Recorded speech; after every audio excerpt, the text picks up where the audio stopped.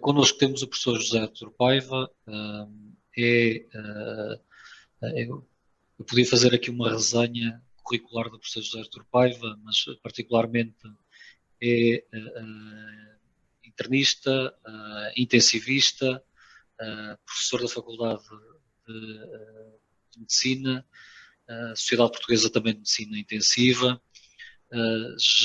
Creio que já não ocupa lugar na PEPSIRA, no Programa Nacional, continua também. Sim. Portanto, é uma personalidade que todos conhecemos e que tem dado a honra à Associação Portuguesa de Administradores Hospitalares de participar neste tipo de formações no âmbito da preparação para a Covid-19, particularmente na primeira vaga e depois também várias discussões ao longo dos últimos meses e agora também dentro destas conferências de valor à PA.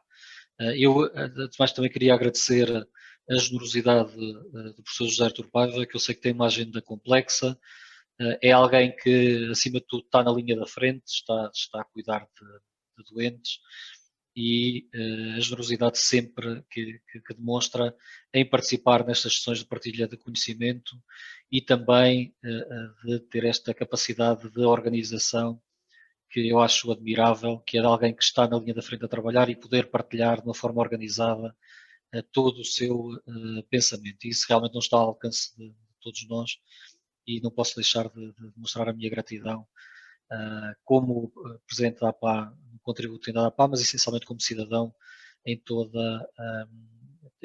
o contributo que tem dado ao longo dos últimos anos e particularmente agora neste momento Covid para o Serviço Nacional de Saúde. O professor José Artur Paiva vai fazer uma pequena apresentação, depois faremos uma conversa, mas antes de mais passava-lhe desde já a palavra para o Hospital de São João. Muito obrigado, Dr. Alexandre Lourenço. Eu tenho muito gosto em estar aqui convosco e consigo e de colaborar com tudo aquilo que considero que eu possa ser útil. Eu queria também salientar os importantes contributos que a APA, sobretudo na sua pessoa, tem dado à visão que devemos ter nesta crise pandémica e os contributos que tem dado caracterizam-se realmente por bastante bom senso e devem ser escutados com atenção num momento que não é de maneira nenhuma fácil. Eu, como disse, tenho uma pequenina apresentação com algumas reflexões sobre o que eu penso que a medicina intensiva mudou ou até se metamorfoseou nos últimos tempos, neste ano que é um ano em que a mudança não só é inevitável, como é necessária. As duas coisas são relevantes. Então passava para a apresentação. E, portanto, a ideia era um pouco pensarmos o futuro dos cuidados intensivos, ou da medicina intensiva, como eu gosto de dizer, da sua capacitação e de que maneira é que estes tempos trouxeram novos conhecimentos e novas ideias e, eventualmente, uma nova visão. Eu acho que talvez a evidência mais significativa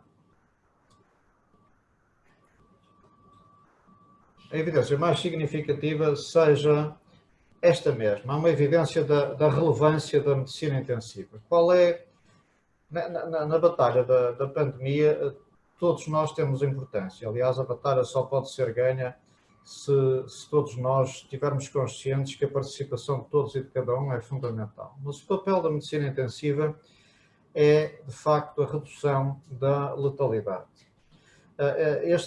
Esta foi a primeira evidência muito precoce, logo em abril de 2020, esta publicação do grupo italiano que compara várias regiões de Itália em termos de taxa de letalidade, que está em ordenadas, e taxa de admissão em UCI, que está em abscissas. E se repararem, há uma dispersão de taxa de letalidade significativa nas várias regiões italianas e os resultados são bastante diferentes entre aquela em que a taxa de letalidade é maior e a que é menor, E, além disso, há uma relação, uma associação, digamos assim, entre o acesso à medicina intensiva e a taxa de letalidade. Isto é, quanto mais fácil, quanto mais adequado, quanto maior é o acesso à medicina intensiva, menor é a taxa de letalidade. E, portanto, garantir acesso à medicina intensiva é relevante para reduzir a mortalidade por Covid-19. Estes dados são da Proteção Civil Italiana a 31 de março e, como digo, publicados logo em abril. Mais recentemente, aliás, há poucos dias, foi publicado um outro paper muito interessante. Este cooperativo europeu entre vários países europeus, nomeadamente o eixo central da Europa, digamos assim, Europa Central, França, Inglaterra, Alemanha, Polónia, Itália e Dinamarca e a Escandinávia. E reparem, a evidência também é muito semelhante. Aqui procura-se, sobretudo, avaliar o índice de acessibilidade e até aquilo que nós chamamos o travel time, portanto, o tempo de viagem entre doença local do cidadão, portanto, se quiserem, domicílio e medicina intensiva. E verifiquem que há diferenças muito significativas na acessibilidade à UCI. Se olharem nestes países europeus para os mapas, não só o número, isto é, o rácio de camas intensivas por 100 mil habitantes é diferente, como a dispersão geográfica destas camas no seio de cada país é extremamente variável.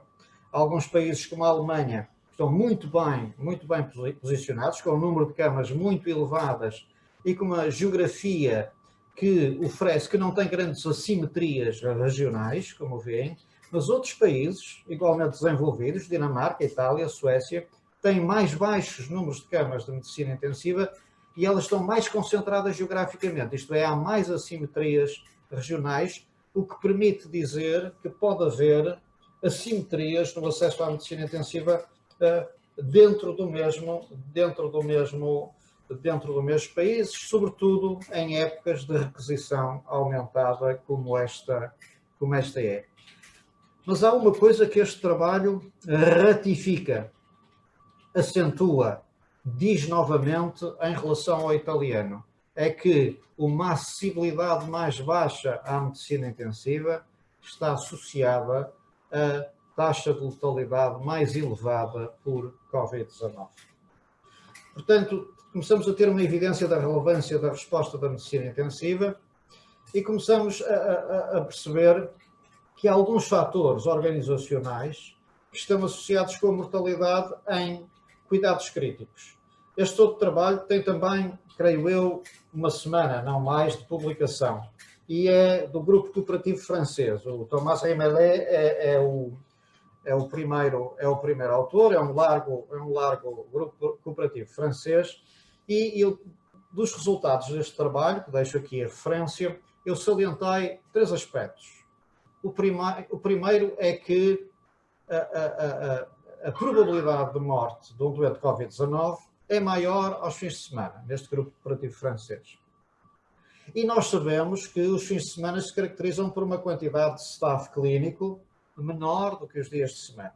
Portanto, parece haver uma relação entre understaffing, em subdotação de recursos humanos, de falta de disponibilidade de profissionais de saúde e a mortalidade. A segunda evidência, que também vinha dos estudos italianos e que agora é ratificada neste largo estudo francês, é que a sobrecarga de trabalho em unidades de saúde, nomeadamente em medicina intensiva, causa ou pode causar excesso de mortalidade. Como sabem, as regiões dos grandes centros urbanos, nomeadamente Paris e as regiões do nordeste de França, tiveram a taxa mais elevada de Covid-19 grave dentro de França. E essas UCIs foram rapidamente saturadas. E, de facto, o workload, a sobrecarga de trabalho excessiva, está relacionada com uma maior mortalidade. Este aspecto é muito importante porque nos lembra uma verdade habitual. Nós gostamos de discutir e de trabalhar em qualidade gostamos de dizer que o volume faz a perfeição, isto é, quanto mais vezes fazemos uma coisa, melhor a fazemos, mas esquecemos sempre, como habitualmente, é que esta curva crescente é descendente a partir de um determinado número, isto é, a partir de uma determinada sobrecarga de trabalho, a partir de uma determinada volume de trabalho, o impacto é maior na falta de tempo e na desorganização da estrutura do que propriamente nas minhas competências e capacidades individuais para o trabalho. Portanto, sobrecarga de trabalho e subdotação de recursos humanos com uma clara relação com o outcome e, portanto, com uma clara associação a maior mortalidade. Estas evidências são extremamente relevantes para programarmos o futuro. Programar o futuro no sentido da Covid-19, mas programar o futuro no sentido de todas as outras patologias. Isto é, temos que ter o futuro preparado para o que é uma requisição endémica da medicina intensiva, mas também tê-lo preparada para aquilo que vão ser cada vez mais frequentes requisições epidémicas, digamos assim, tendo este epidémicas entre aspas, porque podem corresponder a doenças infecciosas como agora, mas podem também corresponder a outros eventos. Reparem, aqui há não muito tempo em Portugal, o problema dos incêndios e vários outros problemas, ou há 10 anos o H1N1.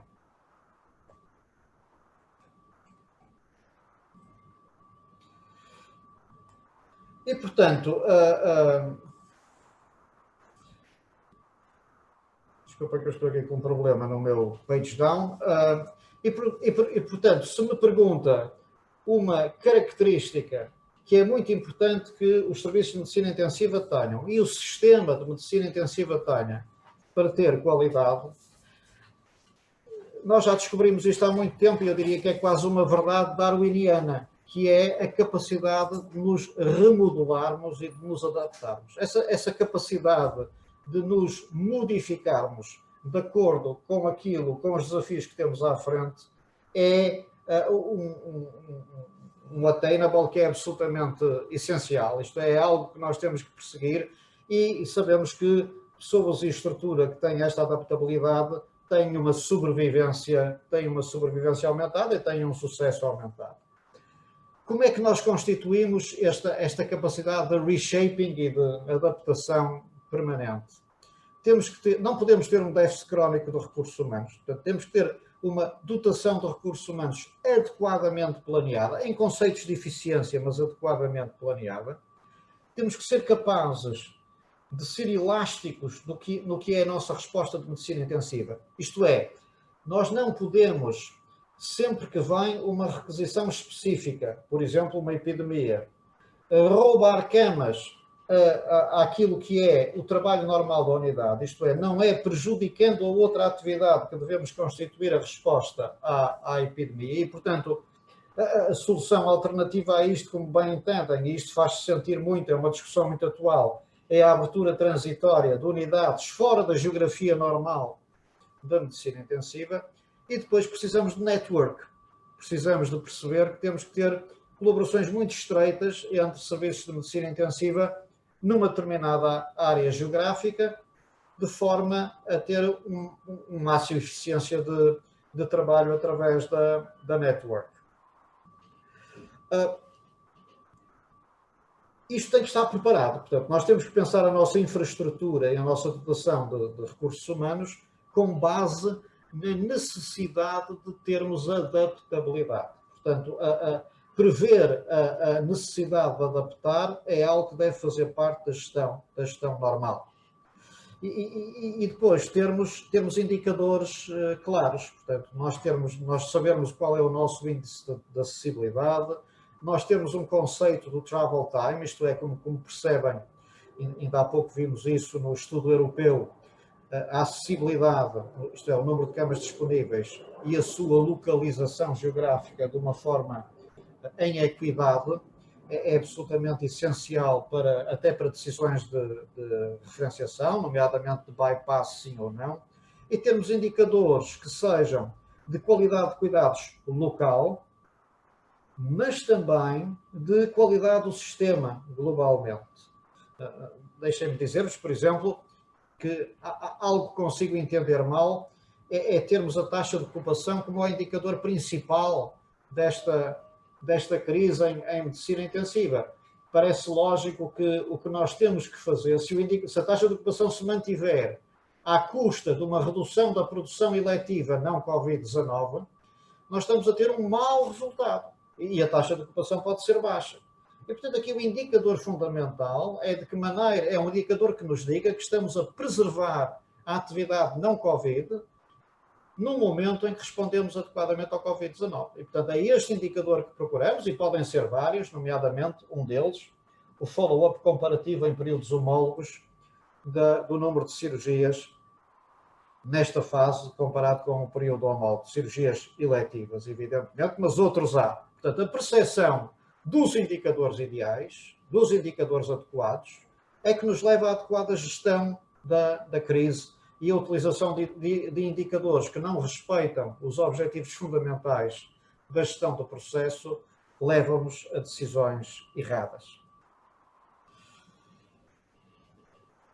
Queria insistir no problema dos recursos humanos. Eu creio que nesta resposta pandémica, neste período que vivemos na atualidade, nós tivemos um primeiro bloqueio. O primeiro bloqueio na medicina intensiva, que se fez sentir bastante até este último fim de semana, foi uma capacidade de ativação harmoniosa dos vários planos de contingência. Havia hospitais e serviços de medicina intensiva que subiram resposta do plano de contingência com base na procura que tinham e numa tentativa de manter os dois tipos de atividade, Covid e não Covid, e havia outros que parecia não arrancarem no sentido de fazer subir este plano de contingência. Ora, evidentemente, nós só atravessamos a crise pandémica se formos um comboio. O comboio tem uma locomotiva, a locomotiva é o Ministério da Saúde e as administrações regionais de saúde, e depois tem que levar as carruagens que têm que ir à mesma velocidade, ou a uma velocidade semelhante, digamos assim. Têm que ir a uma velocidade semelhante para atravessar a crise adequadamente, para dar a resposta adequada, e também para permitir transferência de doentes entre as várias carruagens numa gestão eficiente dos recursos existentes. Esta parábola, se quiserem, do comboio a atravessar a pandemia é absolutamente essencial e eu creio que neste fim de semana nós demos um passo em frente neste sentido, porque vi vários planos de contingência subirem de nível de acordo com a procura que temos. Temos agora um outro bloqueio direto, que é o staffing. Isto é, como sabem, temos um déficit crónico de medicina intensiva e nós temos hoje uma evidência muito grande de que, nomeadamente também no trabalho científico, que a disponibilidade de camas do CI depende fundamentalmente de equipamento adequado, evidentemente, mas aí o país fez um largo caminho durante este ano, em que se destacam na medicina intensiva de uma forma clássica os ventiladores mecânicos, mas não apenas eles, mas fundamentalmente uma workforce, um staffing, que exige treino, que exige um tempo de aprendizagem significativo. E, portanto, esta workforce, estes recursos humanos, são o asset mais difícil de aumentar e, portanto, devem ser previstos adequadamente. Não pode ser reativo a incorporação dos recursos humanos, tem que ser proativa e baseada na expectativa da necessidade. Eu quase diria que quando dizemos números de camas intensivas, e lá volto eu aos indicadores, temos que diferenciar as camas instaladas, aquilo que chamamos, se quiser, infraestrutura e estrutura, a logística e a infraestrutura, mas temos que depois distinguir as camas que estão adequadamente equipadas de recursos humanos, isto é, aquelas que podem ser ativadas. Esta distinção é muito importante também para não inflacionarmos números e depois termos taxas de ocupação que são inadequadamente representadas como baixas ou não altas, pelo menos. Portanto, a questão dos recursos humanos é absolutamente fundamental. No momento em que sabíamos, desde março, que quando o sistema atingisse 1.200 hospitalizações a nível nacional e algo como 180 a 200 internamentos em medicina intensiva, nós tínhamos uma sobrecarga sobre o sistema. Qual é esta sobrecarga? é a provável necessidade de redução de alguma atividade não Covid, que é precisamente aquilo que não queremos fazer.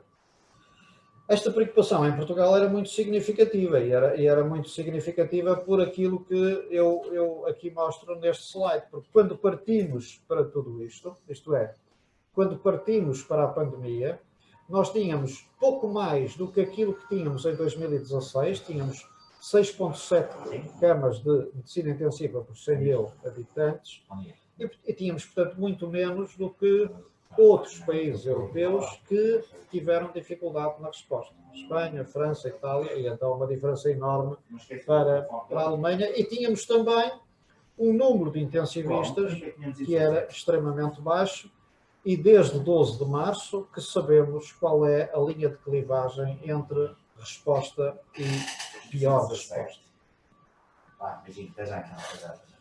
O que foi feito, eu creio que pode ser mais ou menos resumido neste slide e diz muito também daquilo que eu creio que fomos aprendendo. Isto é, foram feitas guidelines para a formulação de planos de contingência, isto logo em fevereiro deste ano. Foi redesenhada e enviada ao Ministério em junho a rede de referenciação, em 1 de junho de 2020, depois entrou em discussão pública e foi finalmente aprovada em agosto de 2020, esta nova rede de referenciação. E há aqui alguns princípios básicos que estão aqui do lado A e do lado B, que foram possíveis numa resposta aguda.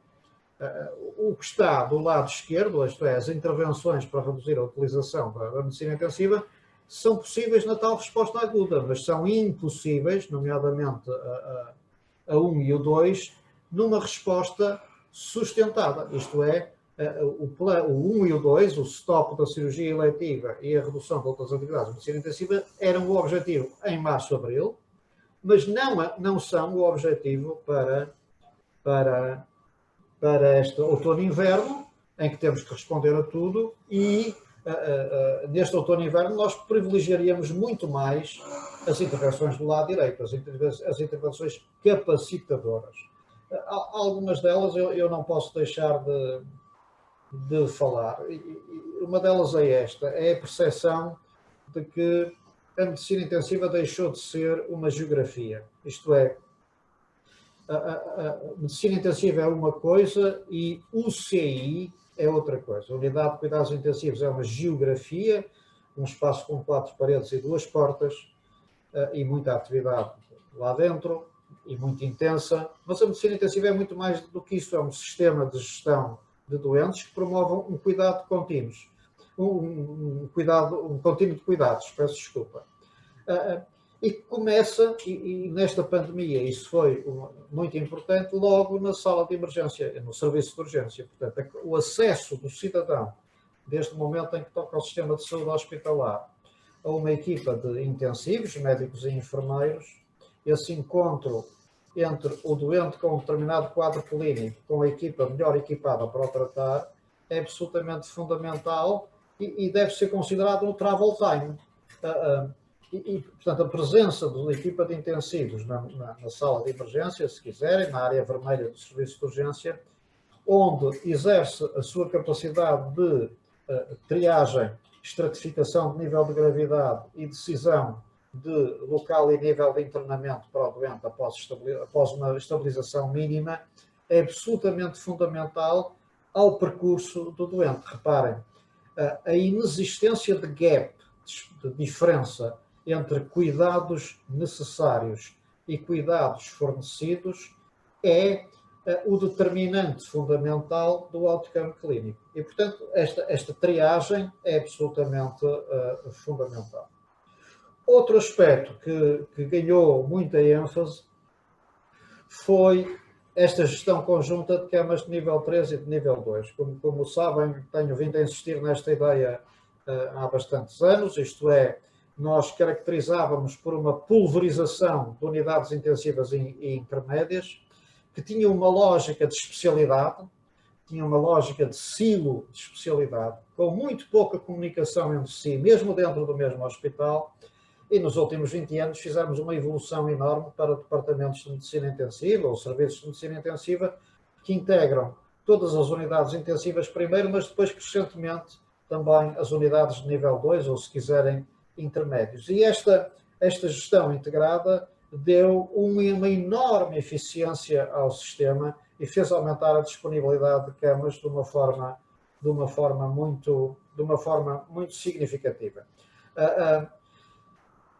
Eu creio que esta pandemia fez sentir outra coisa. Durante muitos anos eu sempre me exprimi pela necessidade de aumentarmos o número de camas intermédias no país. Temos mais camas de nível 2. Por exemplo, dizíamos, e dizemos ainda, que um dos déficits da ARS Centro é ter pouquíssimas ou quase nenhumas camas de cuidados intermédios na região, o que dá um socalco, se quiserem, muito grande entre o nível 3 e o nível 1, a enfermaria, e esse socalco leva compreensivelmente a que o tempo em nível 3 aumente para que o doente não corra riscos nesta transição. Hoje em dia a minha visão modificou-se claramente e eu creio que devemos privilegiar a instalação de uma infraestrutura de nível 3 e depois é a gestão de recursos humanos que permite definir em cada momento quantas camas em nível 3 e em nível 2 é que temos. Isto é, nível 3 e nível 2 deixou de classificar camas e classifica sim cuidados. Isto é, eu tenho uma visão, eu tenho todas as camas equipadas para nível 3 e tenho uma dotação de recursos humanos que é baseada numa avaliação de qual é a minha casuística normal de dias doente em nível 3 e de dias doente em nível 2. Isto é, o doente transita de nível 3 para nível 2 na mesma cama, sem circulação, com a mesma equipa clínica e é a gestão de recursos humanos que se adapta a esta situação. A outra questão que também maximiza a segurança e que percebemos durante a pandemia é que temos um déficit enorme de quartos de isolamento e, sobretudo, quartos de isolamento com modulação de pressão, neste caso com pressão negativa. Isto é, temos uma tipologia de medicina intensiva que favorece muito o open space e a capacitação que estamos a propor para a medicina intensiva e está a ocorrer favorece muito um número crescente de quartos de isolamento. Reparem que é muito importante para o isolamento desta tipologia de infecção, mas que é muito importante para muitas outras situações. Por exemplo, é relevante também para o nosso problema crónico de bactérias multiresistentes. Depois, precisamos realmente de, crescentemente, incorporar nos clínicos esta ideia do valor em saúde, esta ideia do rácio entre os resultados em saúde relevantes para a qualidade de vida do doente e os custos associados ao ciclo de tratamento necessários para obter esses resultados. Este conceito está subjacente a uma série de atividades clínicas, desde a triagem até à decisão da alta e à definição do plano avançado de cuidados. Portanto, é algo que tem que estar na cabeça dos clínicos. Globalmente, o que vos quis dizer é que creio que a medicina intensiva está, digamos assim, numa terceira era. Nós começamos por ser caracterizados por medidas de suporte de vida, suporte avançado de vida, suporte avançado de vida em trauma, respostas que faziam a diferença agudamente entre vida e morte, digamos assim. No segundo período fomos aprendendo a suportar órgãos orgânicos, vários sistemas orgânicos e aprendemos a perceber quando é que eles iam a curto prazo entrar em falência e conseguir prevenir essa falência de órgãos que sabemos ser um grande determinante de mortalidade.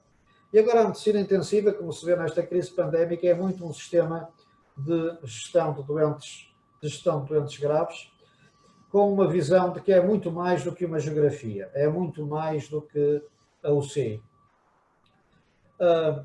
Quando me perguntam coisas que mudaram bastante na nossa visão durante a pandemia, eu gosto de me focar em três coisas. Elas não nasceram com a pandemia, mas talvez estejam mais marcadas com a pandemia. Uma delas já vos falei dela, é esta visão de continuidade de cuidados, de integração de cuidados, de coordenação de cuidados, de vários serviços contribuírem para o mesmo fim, que é muito característico dos planos de contingência, e de para cada doente termos um plano de cuidados antecipado. Um plano de cuidados antecipado em que o doente participe, ou quando o doente não pode participar, aqueles que mais intimamente o representam, nomeadamente a sua família, participe também. Isto é, dar ao doente uma posse sobre a sua saúde. É absolutamente fundamental e em pandemia é também absolutamente fundamental. Perceber que talvez as 3 coisas que mais impacto têm na qualidade de vida pós-medicina intensiva são aquelas que estão na última linha.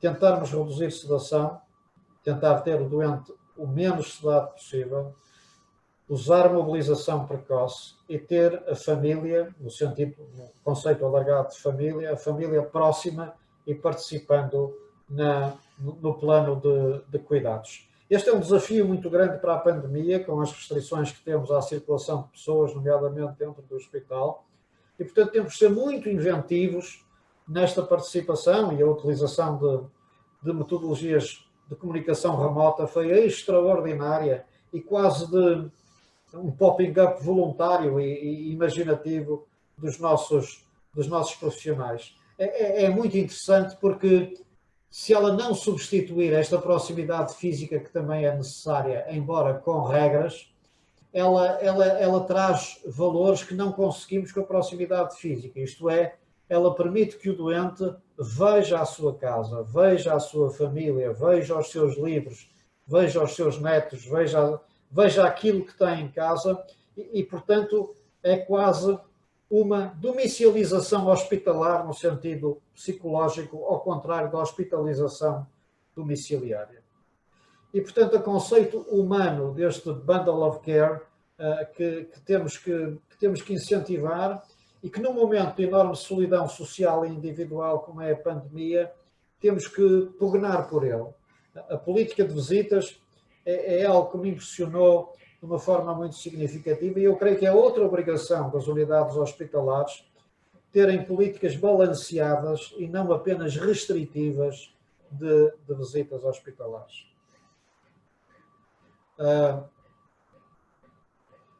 Outro ponto que eu creio que é muito importante salientar é esta ideia que tocamos dos algoritmos de cuidados integrados. Isto é, cada vez mais é uma falácia enorme esta divisão de cuidados primários, cuidados secundários, terciários e continuados.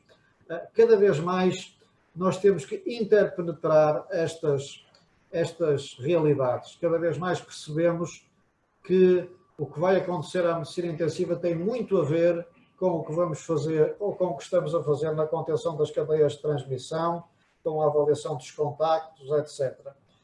E cada vez mais percebemos que a capacidade dos hospitais responderem tem a ver com a integração da resposta social e clínica, que é algo que precisamos absolutamente cuidar no nosso país. O investimento na resposta social parece muito mais rentável do que propriamente a construção de novos hospitais e dava uma ênfase muito significativa à necessidade dessa resposta. Esta integração dos níveis de cuidados tem muitos exemplos. Eu vou-vos dar um projeto aqui do Centro Hospitalar Universitário de São João, que iniciamos em 2018, e que 2017, 2018, e que cuida de um segmento de doentes complicado, os doentes que têm ventilação domiciliária, seja ventilação invasiva, seja ventilação não invasiva. E reparem, a capacidade de nós termos estes doentes num sistema em que possam contactar com a equipa de profissionais de saúde capaz de os ajudar, possam ter algumas visitas domiciliárias, mas que até à distância nós sejamos capazes de modular o suporte ventilatório dos doentes, respondendo a necessidades adaptativas, é absolutamente notável. E com isto reduzimos a necessidade do doente recorrer aos serviços de urgência. O número de doentes que está nesta situação no nosso país, como veem ali no quadro, não é despiciando, e acabo-vos de dar um exemplo em que a medicina intensiva chega a casa. Isto, evidentemente, não é a hospitalização domiciliária, é muito mais do que isso. É o doente que está no seu ambiente, com a sua família, e que se sente muito mais seguro em ser capazes de, com a equipa clínica, modular os seus cuidados de saúde. Finalmente, em termos de liderança e de networking, creio que a pandemia trouxe questões muito interessantes e revelações muito interessantes. Para quem não tinha descoberto ainda, a importância de um plano e de uma liderança é fundamental, e a existência de uma métrica e de uma informação e de um sistema de monitorização robusto é absolutamente fundamental. E aqui também temos passos significativos a dar. Mas sendo isto fundamental, o foco tem que ser o propósito, o foco tem que ser o objetivo, não o plano em si. Isto quer dizer que o plano pode e deve mudar de uma forma adaptativa ao longo do tempo, no respeito do propósito desse plano. E quando me perguntam como é que o plano muda, eu digo sempre que é através de duas estratégias. Uma estratégia que tem a ver com a visão que as direções têm para o serviço e, portanto, é, digamos assim, se quiserem, uma estratégia top-down, digamos assim, uma estratégia deliberada, se quiserem, mas, por outro lado, esta adaptação é muito feita daquilo que eu chamei aqui uma estratégia emergente, isto é, uma estratégia bottom-up. Creio que um papel de alguém que tem liderança durante esta crise é ouvir e sentir, ouvir e sentir, ouvir e sentir a sua equipa. O número de boas ideias que surgem da equipa em resposta adaptativa a um determinado desafio ou situação é enormíssimo, e a capacidade de integrar harmoniosamente estes dois vetores de gestão, um deliberado top-down e um emergente bottom-up, é absolutamente essencial. E claro, para termos este ouvir e sentir, nós precisamos ter uma comunicação contínua, uma comunicação que tenha os seus rituais, como toda a comunicação, mas que também tenha surpresas, que também tenha imprevistos, e creio que aquilo que aprendemos é absolutamente fundamental à modulação do plano. Depois precisamos de motivação, e este vai ser também um problema para os próximos tempos, porque a motivação existe, mas a expressão da motivação vai ser certamente dificultada por um cansaço acumulado de um ano extremamente intenso, e será tanto maior quanto o workload for desproporcionado aos recursos humanos. Portanto, repito, a incorporação de recursos humanos é absolutamente fundamental neste sistema, e uma utilização global do sistema, neste caso o sistema de saúde, e não apenas de uma instituição ou de um serviço, é também fundamental. Portanto, em conclusão, eu quis trazer-vos algumas ideias do que está a mudar, se quiserem, ou do que vai mudando nos últimos anos. Fazê-lo de uma forma, como foi dito, muito de dentro, isto é, de uma experiência que tem sido muito intensa, mas também muito enriquecedora, e sobretudo salientando que aquilo que eu tenho aprendido com a minha equipa e com este bottom-up constante é absolutamente fundamental ao sucesso da resposta que por aqui creio que temos tido, e também que sinto-me muito afortunado por ter este grupo de pessoas com este grau de motivação e de participação que tenho. Muito obrigado. Muito obrigado, professor, pela como sempre, extraordinária apresentação. Eu também dava aqui a possibilidade aos participantes de colocarem questões também, quer os participantes estão aqui na sessão de Zoom, mas também através do Facebook. E eu, entretanto, também queria, e enquanto podem colocar no chat, ou naturalmente podem intervir diretamente, e eu, entretanto, já começava a fazer aqui uma discussão sobre este tema. E uma é necessariamente esta questão de como é que estamos preparados para esta segunda fase da pandemia. E parece-me que aqui há aqui um trabalho ainda a realizar, mas primeiro de tudo perceber destes ensinamentos que aprendemos na primeira vaga, o que é que devemos aprender em termos de planeamento.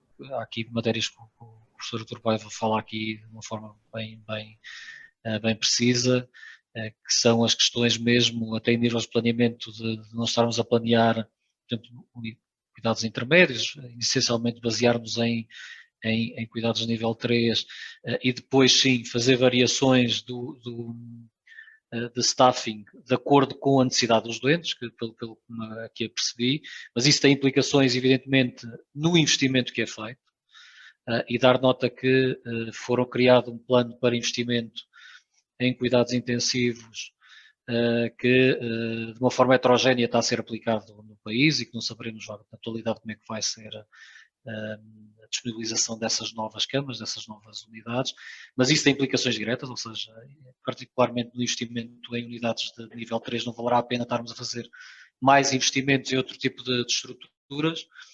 E depois, por outro lado, na questão da formação de recursos humanos, que é esta questão que parece-me aqui limitativa e que obrigatoriamente, se do ponto de vista do que falou da infraestrutura, evidentemente nós vamos, como fizemos aliás na primeira vaga, redirecionar recursos físicos e humanos para a resposta à Covid, e isso vai ter impacto na capacidade de resposta para a atividade programada, evidentemente. A questão aqui é até que ponto é que nós vamos garantir os recursos para ativar todas estas novas áreas físicas que vamos destinar para a Covid-19. Isso da primeira vaga, particularmente utilizamos recursos que tinham algum treino, no hospital que tiveram algum treino em cuidados intensivos, é que se efetivamente nós vamos manter essa capacidade se tivermos, aliás, uma vaga superior à primeira. Obrigado pelos comentários e pelas questões. Portanto, sim, eu creio que estamos com um processo de capacitação. Portanto, a capacitação em medicina intensiva é necessária. Eu penso que isso é matéria que podemos deixar repousada nesta altura, porque a comparação dos dados da medicina intensiva portuguesa com a medicina intensiva europeia são claros. Portanto, nós temos um déficit de camas de medicina intensiva que estamos a tentar vencer e nós temos um déficit de pessoal, de recursos humanos, médicos e enfermeiros de medicina intensiva que é necessário vencer. Portanto, podemos deixar repousada esta matéria. Eles estão subavaliados para aquilo que é o trabalho normal e, como eu digo, eu penso que a avaliação de recursos humanos deve ser baseada em parâmetros que habitualmente não são, como disse na apresentação, isto é, são cada vez mais frequentes estes episódios, chamamos assim, inesperados. Mas quando os episódios inesperados são muito frequentes, eles devem passar a ser esperados, não é? Quer dizer, porque a epidemiologia é isso mesmo, basicamente. E, portanto, essa dotação de recursos é absolutamente necessária. Foi feito um plano e eu penso que perdemos meses, não é? Quer dizer, penso que a ativação desse plano no pousio, digamos assim, entre a primeira e a segunda onda, foi lento, não é? Portanto, nós não aproveitamos meses que podiam trazer uma alavancagem fundamental.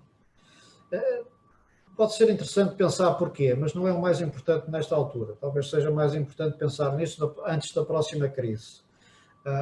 Eu acho que tem muito a ver também com a forma como a nossa administração pública funciona. Eu agora não estou a falar da tutela, estou a falar da própria administração pública. Isto é, creio que há uma maneira de fazer lenta e complicada e pouco ágil que não se coaduna com um tempo de pandemia. E, portanto, os dois vetores de capacitação que foram definidos, como se sabe, era criação de mais infraestrutura e estrutura. Porquê? Porque não queríamos prejudicar desta vez no outono e inverno a resposta não Covid, não queríamos apenas fazer um shifting de proporção entre Covid e não Covid como em março e abril. E deixe-me acrescentar, e porque a procura do não Covid não ia diminuir como aconteceu em abril, eu quero que as pessoas percebam, por favor, que confinar quer dizer que acidentes de trabalho, grandes acidentes de viação, tudo isso reduz a procura na medicina intensiva. Portanto, confinar não reduz só a procura da medicina intensiva pelo Covid-19, reduz também pelo não Covid-19. Mas como não era esse o nosso plano no outono e inverno, felizmente, e todo o plano outono-inverno, como sabe, está escrito de uma forma em que o objetivo central é preservar a resposta não Covid-19, nós tínhamos que criar novas geografias, nós tínhamos que criar expansão de camas. Podia ser a mesma geografia expandida ou uma nova geografia, idealmente em contiguidade, mas o nosso plano continha esses projetos e o plano foi feito em harmonia com os conselhos de administração, as administrações regionais de saúde e a tutela. O que é facto é que, se pensarmos em capacitação, repito, de infraestrutura, não estou a falar de equipamento, ela foi escassa. Há poucos exemplos. Se pensarmos em reforço de equipamento, aí sim tivemos bastante equipamento incorporado neste espaço. E depois o terceiro elo é recursos humanos. E aqui fomos lentíssimos, isto é, em boa verdade, pouco ou nada aconteceu, não é? E, portanto, nós temos aqui, eu diria, quase um dilema, porque, repare, deixe-me dizer-lhe, e sei que o conhece bem, qual é o dilema. O dilema é, as primeiras fases dos planos de contingência, à escala hospitalar, baseiam-se muito, como sabe, em shifting Covid, não Covid. Isto é, vamos aumentando um bocadinho o número de camas e unidades dedicadas a Covid e reduzir um bocadinho as camas dedicadas à não Covid. Qual é a linha vermelha disto? É quando esta redução do lado não Covid colide com uma redução do trabalho do lado não Covid-19 com implicações minimamente significativas. Este é o nosso sinal de alerta, daí eu falar do indicador ideal, procurarmos o indicador ideal. Quando chegamos a esta linha vermelha, que não deve ser definida à escala hospitalar, repito, tem que haver networking e referenciação. Quando chegamos a esta linha vermelha, só temos uma alternativa: criar novas áreas de medicina intensiva. Para criar novas áreas de medicina intensiva, não bastam máquinas, camas e espaço. É fundamental pessoas. Se não temos pessoas, estamos num dilema. Covid, não Covid. Portanto, não é justo que estejamos neste dilema. Não é justo para os profissionais de saúde e não é justo para o cidadão em geral. E, portanto, precisamos desse trabalho de ter recursos humanos que nos ajudem à construção dessa geografia.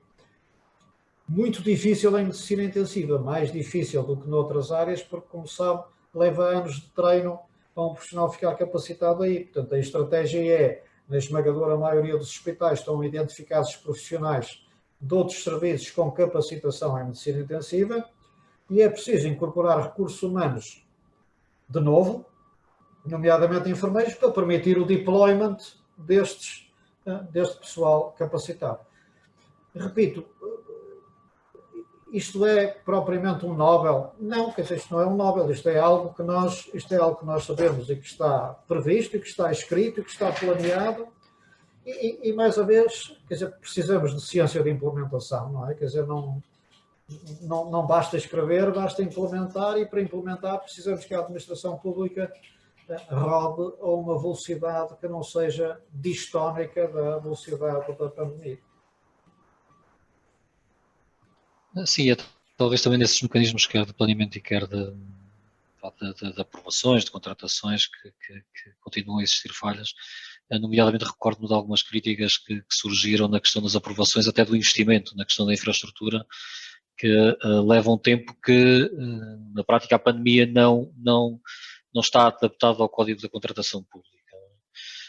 Eu creio que será que outro tema, e ontem apresentámos um estudo também no âmbito destas conferências, que deu nota da questão do absentismo de profissionais de saúde, por vários motivos, mas que dá uma nota de um crescimento do primeiro semestre face ao anterior de mais de 60%, por motivos da doença. Portanto, é algo de preocupante. Não estamos necessariamente só a falar de pessoas doentes, estamos a falar de pessoas que estiveram em quarentena, outro tipo de questões, mas seria importante também perceber da parte do professor José Artur Paiva qual é que é a sua percepção. Nós sabemos que as pessoas estão naturalmente fatigadas.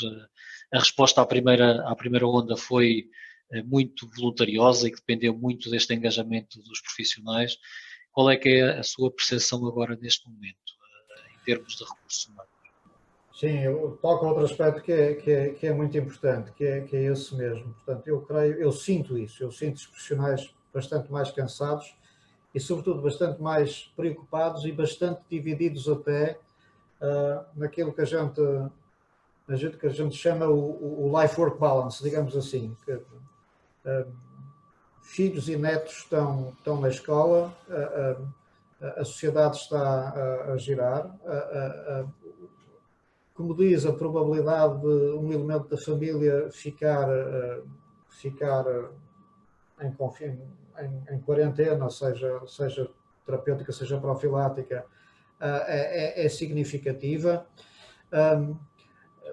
Toda esta gestão de família, digamos assim, é preocupante portanto, eu creio que, embora saibamos mais do ponto de vista nomeadamente, de equipamentos de proteção individual, de fluxos de doentes, embora estejamos aí mais preparados e confortáveis, a nossa vida social aumenta o risco, isto é, a transmissão na vida social, o risco de transmissão é superior à que era na primavera, e todo o envolvimento de apoio familiar que sobretudo um staffing relativamente jovem, com filhos jovens tem, é extremamente preocupante e, portanto, já notamos isso, já notamos que o absentismo cresce. Eu diria até um pouco por doença, mas também muito devido a esta necessidade de acompanhamento familiar, e isso é extremamente preocupante, mas repare, mas também não é imprevisível, portanto, quer dizer, volto à minha, nós temos, tudo o que é previsível tem que estar planeado, tem que estar pensado, quer dizer, isto não é exatamente um cisne negro, não é? Quer dizer, não é um cisne negro que estamos aqui a ver, e portanto os cálculos de staffing devem incorporar, e julgo que essa questão dos cálculos de staffing há um leap de qualidade que temos que fazer, quer dizer, o planeamento de recursos humanos, e eu diria até nos dois sentidos, isto é, incorporando ideias de eficiência, como lhe falei, isto é, nas fórmulas nós incorporamos taxa de ocupação, por exemplo, para planeamento de recursos humanos. Como lhe disse, em medicina intensiva, eu acho que é inteligente incorporarmos balanço casuístico de nível 2 e de nível 3 em termos de dias doentes. Seria um ganho para paliarmos em eficiência e sairmos de alguma rigidez de raciocínio. Isso por um lado. Mas por outro lado, há um absentismo variável conforme os momentos que também deve ser planeado. E custa-me ver as estruturas não planearem aquilo que é expectável. Quer dizer, isso para mim é surpreendente, creio que é surpreendente. Não, verdadeiramente é algo que é um pouco preocupante. Há aqui outro ponto aqui também muito relevante, que é, logo dos dados que o professor apresentou logo no início, que era a questão das taxas ou da fatality rate, que estão muito dependentes do understaffing, da falta de recursos humanos, e também muito dependentes do excesso de trabalho das equipas. Isto está muito relacionado, ou seja, no limite estamos só quase aqui a falar de recursos humanos e da importância que estes recursos humanos têm. Eu creio que na primeira vaga nós falávamos muito da questão da vertente física, não é? da infraestrutura, e queria a sua opinião sobre isto. Esta capacidade de resposta nesta segunda vaga vai depender muito realmente da componente de recursos humanos. Sim, absolutamente. Se me perguntar, a semana passada estava um pouco pessimista, confesso. Esse pessimismo era baseado naquilo que eu achava alguma inércia na ativação dos planos de contingência de vários hospitais.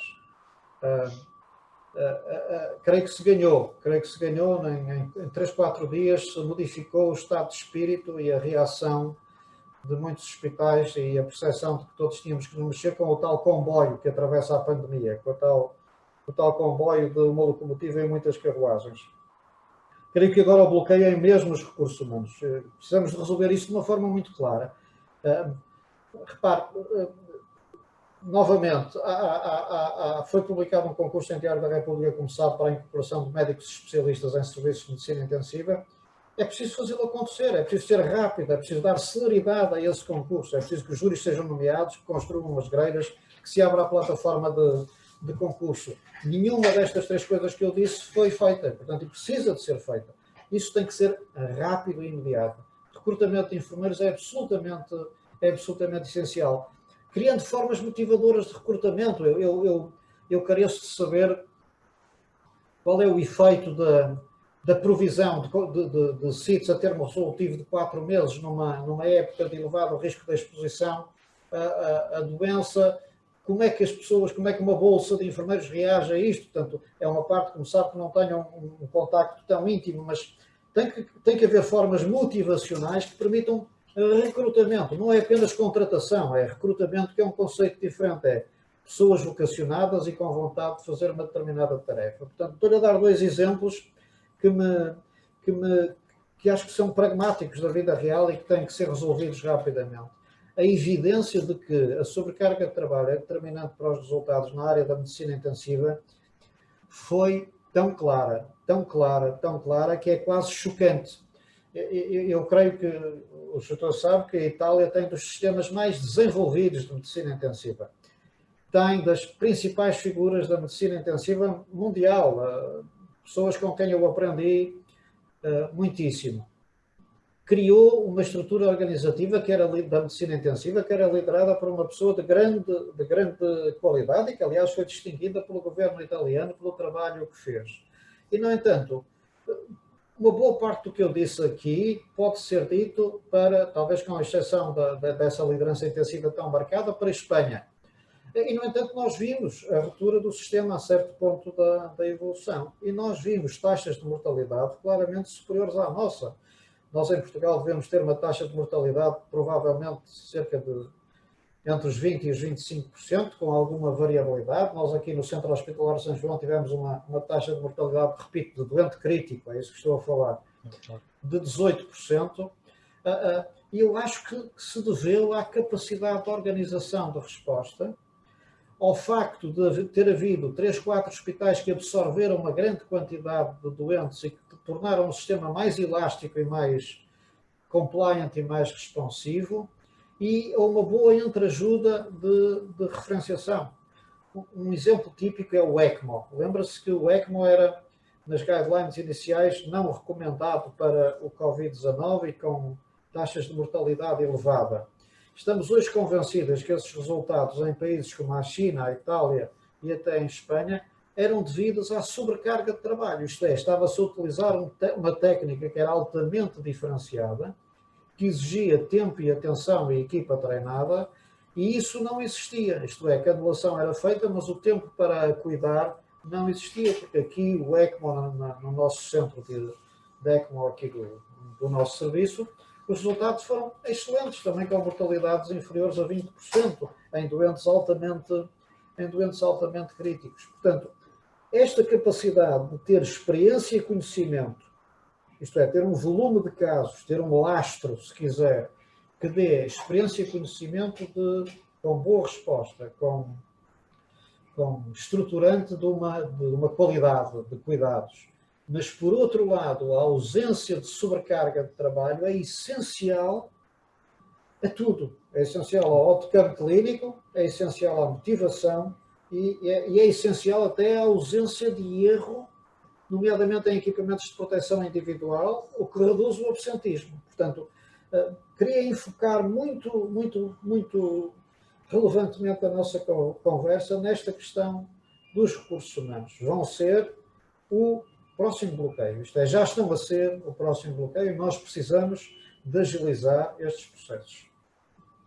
Professor, há aqui outro ponto que me parece que existiu aqui, pelo menos, que nos dá a notar uma grande evolução na forma como o doente crítico com Covid é tratado, acompanhado, não é? Mesmo nas unidades. Há uma evolução, uma aprendizagem que resultou da primeira vaga, tendo a percepção que a resposta, mesmo em cuidados intensivos, não vai ficar limitada ao número de hospitais que ficou na primeira vaga, ou seja, vamos ter, porventura, uma diluição maior de hospitais a prestar cuidados intensivos a doentes Covid.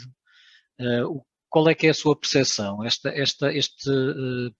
Este conhecimento, esta capacidade que, por exemplo, o Hospital de São João adquiriu na primeira vaga pela experiência que teve, pelo volume de doentes que teve estas recomendações, esta forma de atuar, está bem disseminada no país, nomeadamente nestes hospitais que no limite vão ter menos doentes? Qual é que é a sua percepção sobre isso e o que é que pode ser feito para pelo menos reduzir esta assimetria potencial de conhecimento que existe em lidar com este tipo de doentes? Eu acho que aí a medicina intensiva é um bom exemplo, sabe? E é um exemplo, esse bom exemplo resulta, penso eu, de sermos uma família larga, isto é, não há muitos intensivistas e acabamos a ter um bom conhecimento uns dos outros e um contacto muito frequente. Como sabe, a Sociedade Portuguesa, com a ajuda do Grupo de Infecções e Sepsis, produziu guidelines, vários hospitais também produziram guidelines um pouco adaptativas dessas, há múltiplas guidelines mundiais, a troca de comunicação entre diretores de serviço é muito frequente. Eu devo dizer que falo pelo menos uma ou duas vezes por semana com os vários diretores de serviço aqui do norte do país e temos uma relação muito íntima e muito constante. E em boa verdade, se pensarmos no norte do país e em Lisboa e Voltejo, eu creio que a atividade e a exposição ao Covid-19, mesmo na primeira vaga, foi suficiente na maioria dos serviços de medicina intensiva, com uma ou duas exceções. É claro que muito concentrada em 3, 4 hospitais à escala nacional do ponto de vista do número, mas acho que há hoje em dia fóruns de debate, de acesso a e-learning, a informação eu julgo até que talvez os mecanismos de publicação de ciência tenham sido demasiado facilitados, isto é, talvez a qualidade média de publicações tenha descido um bocadinho com esta pressa em dar bastante informação. Mas eu por aí estou relativamente sossegado porque sei que a cadeia de comunicação entre qualquer um de nós é muito ágil e, sobretudo, é muito social, muito aberta, percebe? Muito transparente. E, portanto, dúvidas de parte a parte, há uma comunicação bionívoca muito significativa. É verdade, lá voltamos à tal curva, não é? A tal curva em U invertido, que é o volume makes perfection, but not that much volume, não é? Portanto, essa curva existe para quase todas as atividades, para umas está mais provada, para outras menos provada. Creio que também há uma consciência de que há um determinado grupo de doentes Covid-19 que talvez precise de uma maior experiência em determinados centros. E repare, eu julgo que quando a gente fala de centro de ECMO, está a dar o nome de um procedimento e de uma técnica a um centro. Mas, em boa verdade, ele é muito mais um centro de insuficiência respiratória muitíssimo grave. Percebe o que eu quero dizer? Portanto, é um determinado nível de dificuldade de sustentação tecnológica de uma função vital que é a respiratória que deve levar a este contacto com o centro da ECMO e não propriamente o ECMO em si. E creio que essa percepção também existe à escala nacional de uma forma e repito, não nasceu com o Covid-19, é algo que já estava entronizado. Portanto, somos precisos todos à resposta, todos os hospitais que têm medicina intensiva. Penso que há, à escala global, um grau de conhecimentos e capacidades que é suficiente para tratar adequadamente, se suportado em comunicação e conselho e consultadoria entre partes, bionívoca, repito, e portanto, sim. Penso também que há níveis de gravidade que exigem mais concentração desses casos em determinados centros e que há consciência desse momento de referenciação e canais de comunicação muito abertos. Já agora, permita que lhe diga, é muito importante que esses canais de comunicação sejam clínicos, sejam por fatores clínicos, percebe? Quer dizer que não deve haver propriamente uma restrição administrativa que contradite o juízo clínico. E para isso é preciso que a rede esteja bem desenhada e funcione sintonicamente. Professor, eu creio que também é preciso dar nota, não é? Que esta capacidade que a medicina intensiva portuguesa tem e que demonstrou na primeira vaga, nomeadamente esta capacidade também de comunicação e facilidade de comunicação entre as várias partes. Nas últimas palavras, professor, que esta necessidade de rede, e até considerando esta questão também da mortalidade está muito associada ao volume excessivo, esta lógica de rede já está perfeitamente implementada, nesta lógica de não termos hospitais com sobrecargas e de existir esta capacidade de diluição entre os vários hospitais do peso que estes doentes possam ter.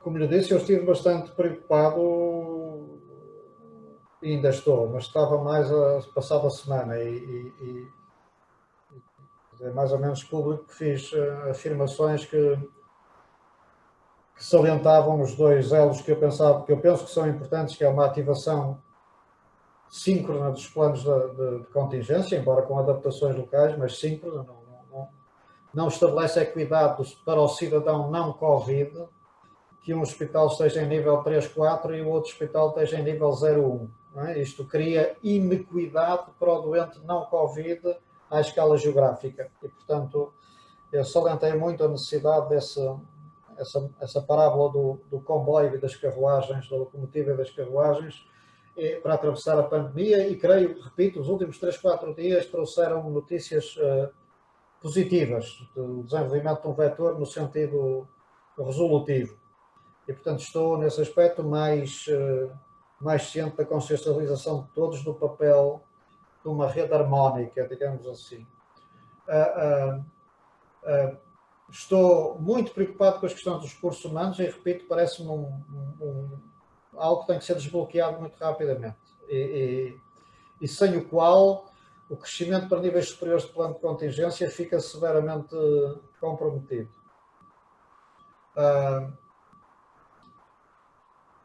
Acredito em algo que é quase arquitetónico, não é? Quer dizer, que é preciso um bocadinho de desarmonia para se voltar à harmonia. Isto é, há aqui a teoria dos fractais funciona para várias coisas e, portanto, acredito que é preciso a percepção de um bocadinho de desarmonia para que a homeostasia se recomponha. E creio que foi isso que aconteceu durante a passada semana, uma clara desarmonia, e que se criou agora um novo patamar de alguma homeostasia, mas que, repito, se não vierem recursos humanos, vamos ter dificuldades. E saliento,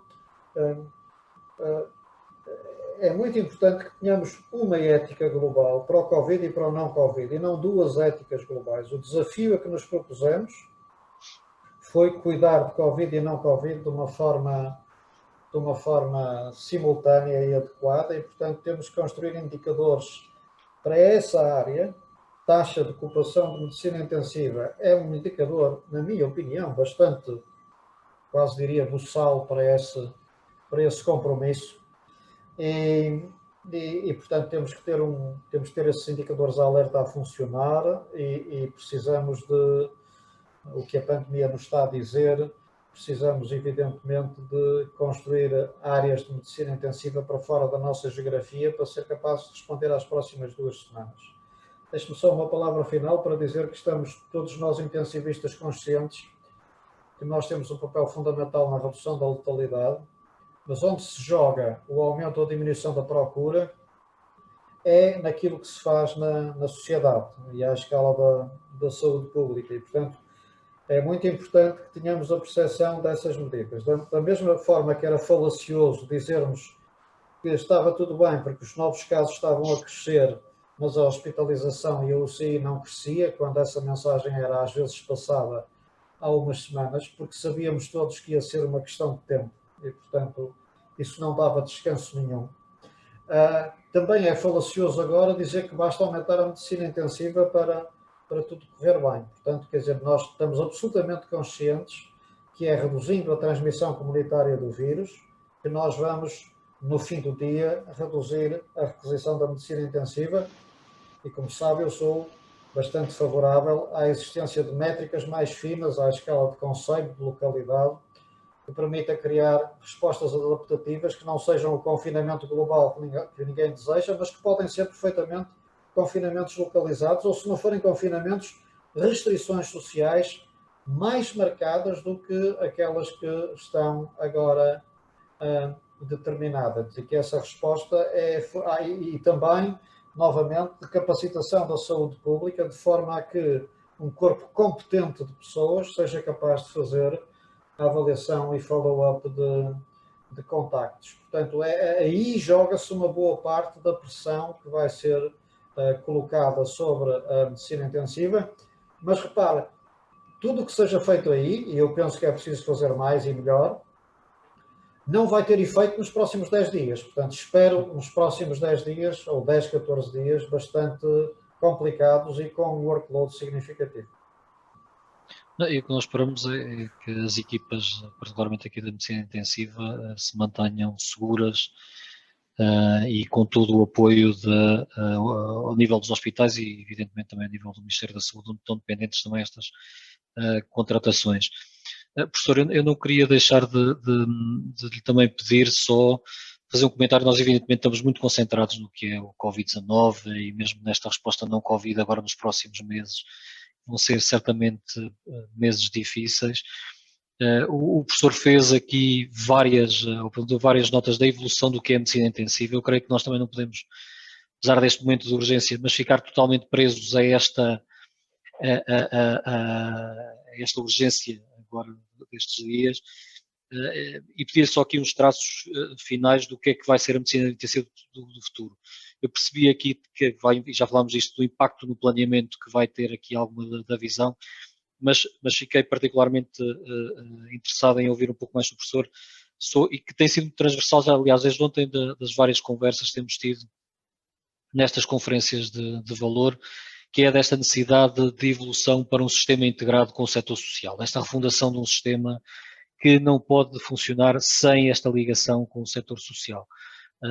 E com a Casa das Pessoas, com uma resposta integrada com os prestadores sociais. Eu creio que também seria importante só uma mensagem final do professor para conseguirmos avançar nesta nova discussão, porque me parece essencial para o futuro dos sistemas de saúde, que é esta integração com o setor social. E parece-me que cada vez mais temos que colocar isto, e mesmo apesar deste momento de emergência, colocar esta temática na agenda. Concordo absolutamente consigo, é absolutamente essencial. Acho que se fizermos um planeamento de investimento, o investimento na resposta social parece-me ser bem mais rentável do que o investimento propriamente em mais camas hospitalares, mais camas hospitalares e mais camas hospitalares. Sem revelar interlocutores, eu como sabe, participei modestamente na construção do Plano Outono e Inverno, a convite do Ministério, da Direção-Geral de Saúde, e nessas múltiplas conversas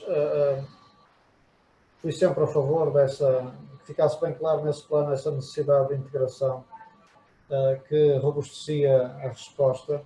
E uma vez uma pessoa perguntou-me se que tinha, por causa de algo que eu escrevi nesse sentido, tinha havido algumas críticas, porque as pessoas achavam que o tempo de pandemia não era o tempo para se mudar, era preciso agora, não era, quer dizer, o tempo de pandemia não era um tempo de ajornamento, digamos assim, o tempo da pandemia era um tempo de cerrar fileiras e aguentar, e portanto não era a altura para estar a mudar e pensar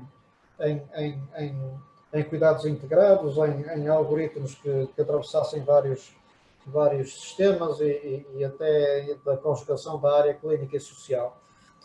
Eu confesso que penso exatamente o contrário. Eu acho que a pandemia é uma oportunidade enorme de nós testarmos, eu diria até às vezes por necessidade, uma série de experiências piloto, mas necessárias, que depois podem ficar ou não, ou ficar assim um bocadinho melhoradas, mas acho que é uma alavancagem fundamental para esta questão.